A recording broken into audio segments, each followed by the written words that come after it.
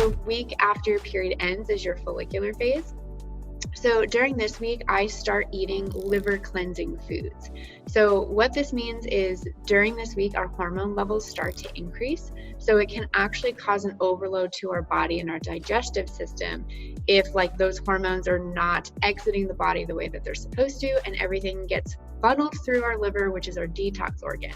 So I start focusing on eating liver cleansing foods before my hormone levels peak. So if I can do that before, I'm basically supporting my body all week long to be able to naturally detox the way that it would need to. So then I'm not having the same kind of symptoms. So a lot of women by ovulation can feel a little bit more tired, even though we're supposed to feel really energetic.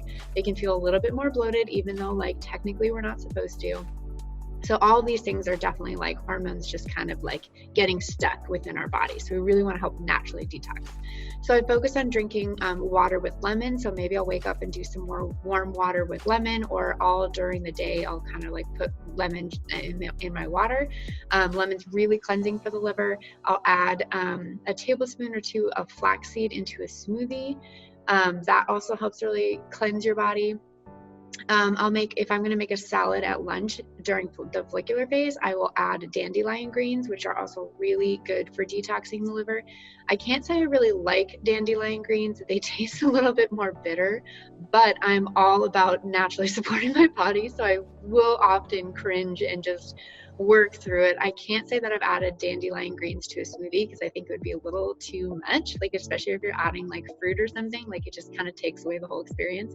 But adding it to a salad, I don't hate it as much. So like it's fine. And then at dinner or something, I will make kale or broccoli or Brussels sprouts. And those are cruciferous vegetables that are also really cleansing for your body. So those are the food fixes that I focus on during the follicular phase by starting to eat those liver cleansing foods.